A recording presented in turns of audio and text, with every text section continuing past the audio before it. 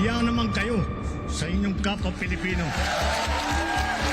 Binastos pa nila ako. What is the law and what Pakinggan ng proceeds of the illegal drug trade ng Duterte. The law enforcement, the highest law enforcement official being head of PNP. Yeah. Now you're hiding this scoundrel, this fugitive. Makikita mo, makikita mo sa barangay pa, magtanong ka kahit mag-random survey ka. Tanungin mo yung mga nananalo kagawad o barangay captain kung alam nila yung trabaho, di ba? Ang matitira ng posisyon, di ba? Ang matitira At saka ng posisyon and the at saka power. parang At saka parang napapansin ko po kay Inaro, parang it's mostly dynasty eh. Parang okay, to, ikaw naman. Nagiging nagiging Well, effect kaya nung nagtatry. weak Kaya political nagtatry. part. Correct. Kaya nagtatry bakit at least yung dynasty, yung pamilya, may lalawigan, gusto natin so economically stable na probinsya o na siyudad, no?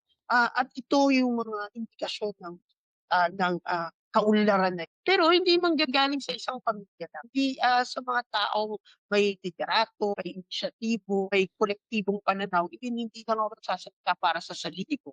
Pero nagsasalita ako sa marami. Pero hanggat wala yung puwang pamilya, ay, yun, ang hirap pasukin nun. Ang hirap pasukin kasi ang definite lang sa kanila is their interest. Parang consistent. And then when you put this family the highest position of the land, naging president, sinala niya rin yung pamilyang interest. Kaya nga, nakasunod na yung mga anak-anak. Di ba? Consistent. Kay Inaro,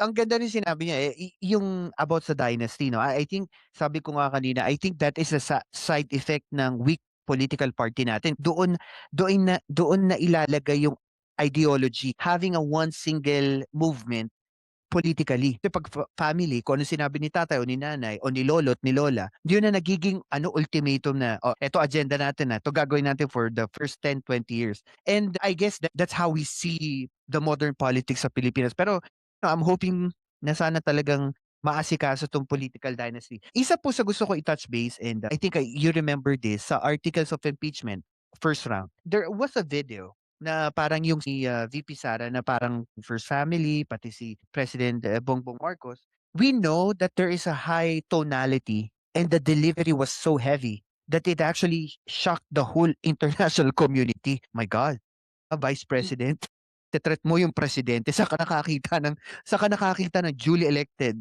two highest government official, may ganong issue.